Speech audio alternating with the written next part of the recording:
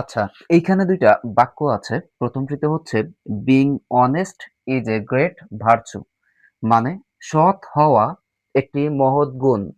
আর দ্বিতীয় যেই বাক্যটি আছে এটি হচ্ছে being tired we went to sleep মানে ক্লান্ত হয়ে আমরা শুয়ে পড়লাম। প্রশ্ন হচ্ছে ১ম বাক্যের এই যে being honest is a great virtue এবং দ্বিতীয় বাক্যের being tired এই being ১ম বাক্যের being এটা কি?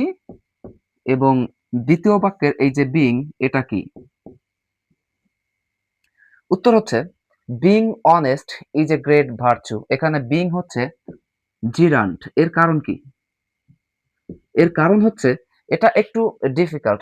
তাই আমরা ১ম এ দেখুন being honest কে আমরা আলাদা করলাম এবং is a great virtue এটাকে আলাদা করলাম।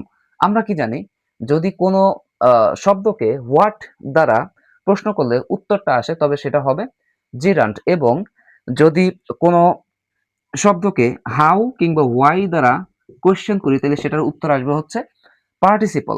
যেমন ১ম বাক্যে আমরা যদি এই being honest এর পরিবর্তে what লিখি তাইলে what is a great virtue মহৎ গুণ কি? উত্তর আসবে হচ্ছে being honest।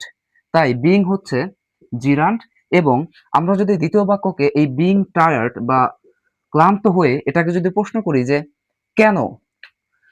he went to sleep সে কেন ঘুমাতে গেল বা সে কোন অবস্থায় ঘুমাতে গেল তাহলে উত্তর আসবে হচ্ছে being tired তাই যেহেতু এইখানে দ্বিতীয় বাক্যে এই টায়ার্ড কিংবা being শব্দটা দ্বারা একটি অবস্থা বোঝাচ্ছে তাই এইখানে being হচ্ছে পার্টিসিপল এবং প্রথম বাক্যের এই যে being এটা হচ্ছে gerund